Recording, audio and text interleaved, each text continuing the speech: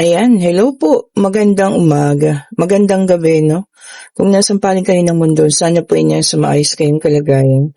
Sa pagpapanood ng bagong video natin ngayong umagang ito. Ayan. Happy Monday po sa lahat, ano? Ayan, magandang umaga sa inyo. Tingnan natin kung kaninong situational reading ang makukuha natin ngayong umagang ito, ha? Okay po. So, meron tayo sa unang card. We have the Fool. Okay.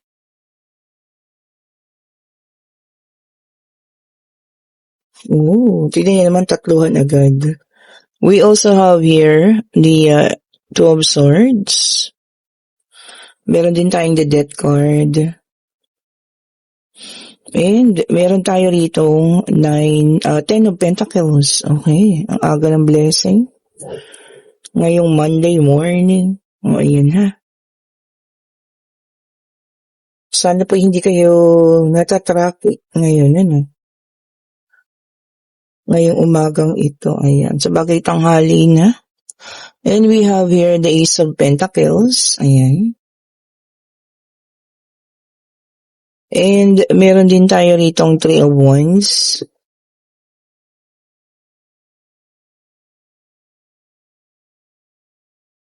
Tignan pa natin po, ano. And we also have here the King of Cups. Okay.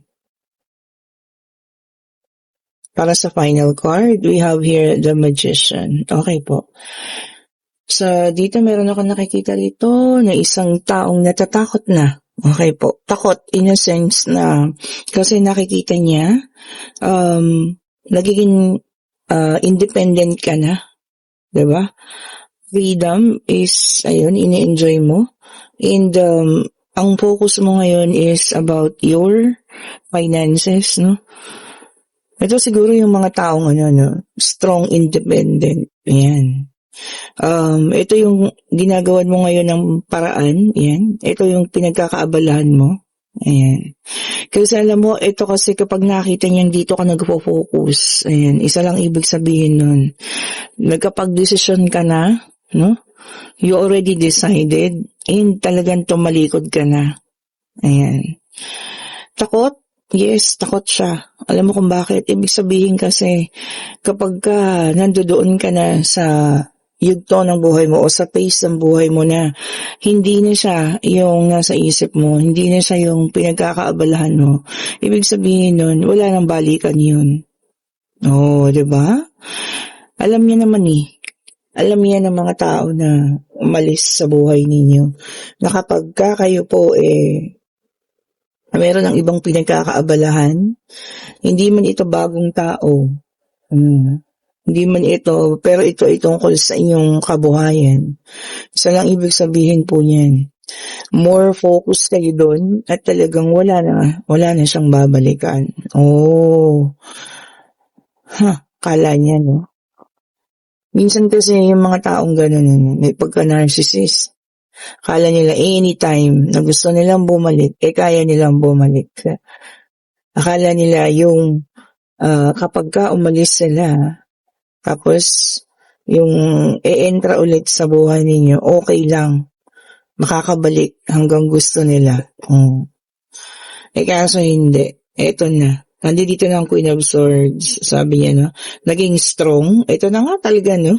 Strong, independent. Diba? At naging constructive. Talaga ngayon, kumbaga iba yung binubuo mo. No? Not more ka na sa mga emosyon, sa pag-ibig, hindi na ganun. Parang isip mo, nandun ka na dati. Diba? Pero walang nangyari sa buhay mo. Pero ngayon, wala ka dun, pero mas maganda yung buhay mo. Di takot na takot siya ngayon. King of Cups, maraming emosyon, tumatakbo sa isip niya. Winning era. We have here the Six of Wands. Ayan. Pakiramdam mo kasi this is your time, no? Hindi man sa love life nag-success, pero sa ibang aspeto naman ng buhay. Which is yun na, parang naging sampal din sa kanya, no? Na lumaya siya, saka naman naging mas successful yung buhay mo. Diba? Parang naging sa kanya, teka lang, parang nakadependent lang to sa akin dati, Parang ganun sa kanya, 'di ba? Na ikaw po, nakasandal lamang sa kanya before. Parang siguro ang dating sa kanya dati hindi ka nga makapagdesisyon, 'pag wala ako, Ta's ngayon ganyan na yung buhay mo. So ayun, nagulat siya 'no? Especially kung kayo before is nasa bahay lang. Ta's ngayon naging independent kayo, may sarili kayong negosyo, nagtatrabaho kayo, and at the same time 'no, kaya niyang gumalaw sa bahay, 'di ba? Oh, 'di ba tingnan mo. Oh, ngayon sinong may kalungkutan? Di siya, 'di ba? Siya yung may kalungkutan, siya yung may sadness, siya yung may, takot, fear, anxiety. Kasi alam niya wala na siyang babalikan. Oh. So isa yun, saka ito yung pinakakinakatakutan naman siguro 'no, na kahit na sinong taong umalis, 'di ba? Kasi isang senyales na 'yan na wala ka ng pakialam, na talagang tapos na. You ended it, kumbaga tinapos mo, wala nang balikan, wala nang lingon-likod, sabi nga nila. We also have here the Three of Pentacles, ayan, studying, ang ganda nun. Marami kang pinag-aaralan, you're so busy, no, sa career, financial, no, marami kang gustong gawin pa, diba? And ito yung naging motivation mo. We have here the Three of Swords. Motivation. Talagang ito yung heartbreak, yung betrayal na ginawa niya, yung lungkot. Ito yan. Ito yung naging tungkod. O, diba? Para makabangon. Ibinangon ka niyan. Tumatag. Mas tumigas, no? Ang kalooban. O, diba? At mas kinaya ang mga bagay-bagay. And we also have here the Three of Cups. Nako po. Magkikita kayo minsan. Magugulat ka. Magkikita kayo. Sabi niya dito, no, ikaw punong-puno ka ng happiness sa panahon na yan. Siya naman ang punong-puno ng kalungkutan. So alam niyo yan, kapag ka talaga umikot ang tadhana, di ba? Kapag ka umikot ang kapalaran, talagang yan, hindi yan nagbibiro. O, diba, no? Yun na yun. And we have here the Star. May dalang number 17, healing. Nag-heal ka na positively. Ang ganda ng healing mo, no? Kaya lahat ng positive naman, talagang naaakit mo. Lahat ng positivity. Ganda. Siguro wala ka na rin galit. Pero alam mo yun, hindi nakalimot. Tingnan mo. Sa dami ng pinagdaanan, naging resilient. Sabi niya nga, no? Sa dami ng mga pagod na hinarap, kinaya pa rin. Kumbaga, sinira ka nun no? Sinira ka nung yugto ng buhay mo na yun na talagang, alam mo yun, halos hindi ka makabangon. Kasi nga, dependent ka sa kanya. Kumbaga, sa tingin mo, siya lang yung may kayang umayos ng buhay ninyo, magpatakbo sa buhay ninyo. Napatunayan mong hindi. Diba? Napatunayan mong mas okay pala kung ikaw ang mismo magpatakbo ng buhay mo. Ngayon, wala na siyang babalikan. At alam niya na yun sa sarili niya dahil nakikita niya na ngayon sa mga kilos mo, sa mga ginagawa mo. Kaya siguro no, bantay sarado ka pa rin niya. Nakikibalita, ganyan, di ba? And we also have here the Seven of Swords, air sign, Gemini, Libra, and Aquarius na naka-reverse. Ito pwedeng sa inyo, pwedeng sa kanya, pwedeng kanina man, take only what resonates po sa mga reading natin, And sabi niya rito, no, approach, rethinking approach. Naku, meron daw po mag-a-approach sa inyo. Siguro matagal na kayo hindi nag-uusap nito. Baka nagkaroon ng samaan ng loob. Siya na yung mag-a-approach para magkaayos kayo. Di ba? Okay naman yun. It's a magandang start yun, especially Lunes. Magkakaroon ka ng meron kang makaka-peace. Di ba? We have the Page of Swords, air sign ulit ito. And sabi niya, may mga bagong makikitang mga bagong ideya, ayan, na malalaman, or makikita mo sa mismong ikaw mismo, nakakaalam sa sarili mo, o ano man itong mga bagong ideya na to, na pwede mong isuggest daw po, Kung sa trabaho man yan, ano? Pwede nating i-suggest siya, baka sakali magustuhan nila, diba? Isa rin yan sa magiging daan mo for promotion. O, kung alam mo itong mga bagong ideyang may isip, ha? And we also have here the Four of Pentacles, Earth sign, Taurus, Virgo, and Capricorn. Ayan. Yung iba naman sa inyo, sinisecure ngayon yung financial. Tama. O, especially po may papasok na bagyo, ha? Kailangan na nating mag-secure din ng pagkain. Siyempre, diba? Baka hindi tayo makalabas. Ang mga gamit din po ay i-secure na, ha? Lalo na yung mga bahain. Speaking of bahain, alam niyo na, dito sa Valenzuela. O, diba? So, kailangan iayos ko na rin sila Pipoy, ang mga tutulugan nila. O, diba?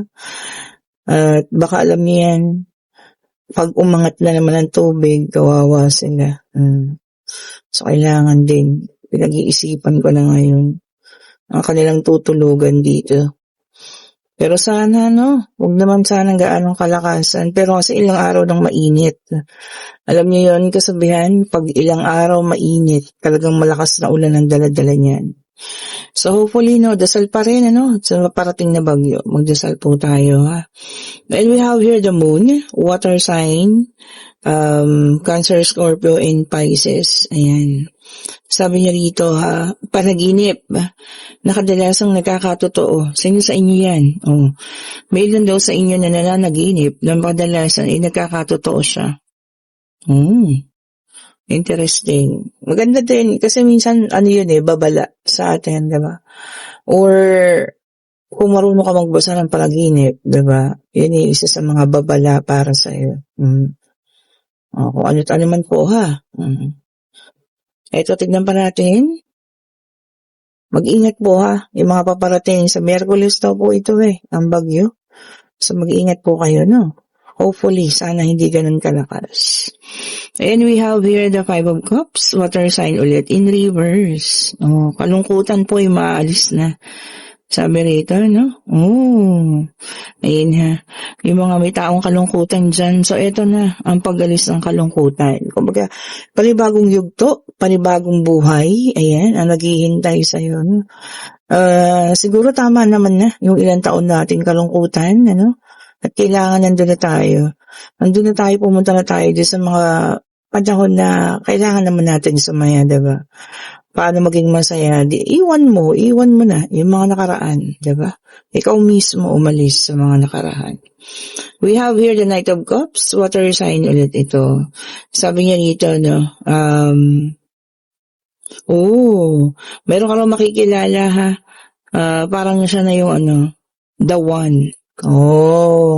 Baka makakabungguan nyo dyan at hihinto ang inyong paligid. Diba? Parang Korean novela. At parang umiikot ang mundo. Diba? So, kung sino man po, hindi naman, kung sino man itong makikilala ninyo, siyempre, kilalanin, kilatisin mabuti, Pero baka maaaring siya na ang matagal nyo nang hinihintay. And we have here the Six of Swords, air sign ulit. Ayan. Sabi niya dito, transition or pagbabago. Or ikaw mismo, yung nag-isip na kailangan ng magbago or talagang desisyon mo ang pagbabagong ito. Ganda na, Talaga naman sa'yo naman mag-uumpisa kung talagang gusto mong baguhin ang buhay mo. Hindi naman po yan ibibigay sa'yo ng ibang tao, diba? Ikaw mismo. Ito na nga, siya na nga. Tignan pa natin. And we have here the Nine of Cups, water sign, naka-reverse, Cancer, Scorpio, and Pisces. Sabi niya rito, strangers again. Ako, yun lang. So, ito siguro, yung mga nagkahiwalay na. So, ito maaaring magkita kayo, pero strangers na ulit. Hindi na lovers, but strangers na ulit. Parang hindi na magkakilala, Yun yung nakakalungkot sa isang relasyon, diba? Na dati kayong magkakilala, dati kayong nagmamahalan, tapos nagkahiwalay, nagkita ulit. Para na lang kayong common na tao ulit, diba? Wala na yung mga special na nararamdaman, hindi na kagaya dati. Eto na. Pwede na kayong magtanong, ha? Pag-ibig, pangyayari, financial, ayan, kung ano man ang gusto nyo malaman. Yes and no po ang sagot. So, Divine Universe, anong kasagutan mo sa kanilang katanungan? Isa lang po, ha? ibigay niyo ng sagot. Grabe ang init po, magdamag. Sobrang init. Ibigay niyo na po ang sagot. Ay, salamat po pala sa lahat ng mga nagbigay ng payo tungkol sa gamot sa aso, ha. Sinubukan ko po ang oregano at medyo umokay-okay na sila. Si Saysay, kinakain niya po yung buong dahon. Nakakatuwa siya. Pero si Pupoy, kailangan po siyang durugin bago niya mainom.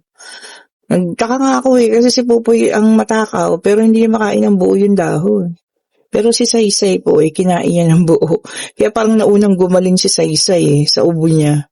Kasi marunong talaga siya. Kinain niya po yung dahon. O eto na, ang tagal.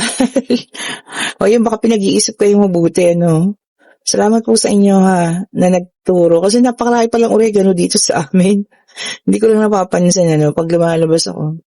Ang dami pong tanim. Basta nabasa ko, pwede pala. Sinubukan ko, umayos po si Saysay. Thank you so much po sa inyo ha, napakalaking tulong po. Kasi alam niyo yung malalaking yan, hindi ko madadala po sa vet. Kasi pag nagwala sila doon, naku, baka patulugin, kawawa naman. O ayan, ang tagal talaga niya. Tignan pa natin nga. Ano kung sagot? Ayun na. The death card. Ito talaga, this is an ending or pagtatapos. And this is a no. So, hindi pa po ngayon ha. Kung ano man itong itinanong ninyo, no pang sagot. O, ayan po ha. Minsan may mga bagay na talaga tayong kailangang tapusin. Alam mo yun? Para makapagpatuloy na tayo sa mas bago at mas maayos na simulaan po. Kung ano man yan, na kailangan lang tapusin, well, nasa sa inyo pa rin po yan, ha? Okay po, and kung nagugustuhan nating reading, pa-like, pa-share, pa-subscribe, and hit the notification bell para lagi kayong updated sa mga bagong videos na nire-release natin. At sa lahat po ng nais ng reading para sa Friday, kayo po yung magpa-schedule na, ayan, para maganda ulit yung flow ng reading natin kagaya ng Friday, At sa lahat po ng may gusto ng bracelet, baka may gusto humabol sa inyo dyan, ngayon po ang ating pa-JNT, JNT na po natin lahat-lahat yung mga orders sa ngayon po, ha. Thank you so much po ulit. Have a great morning po. Ayan, have a blessed Monday sa inyo, Salamat po muli sa inyo, ha. Thank you so much po. Bye-bye po.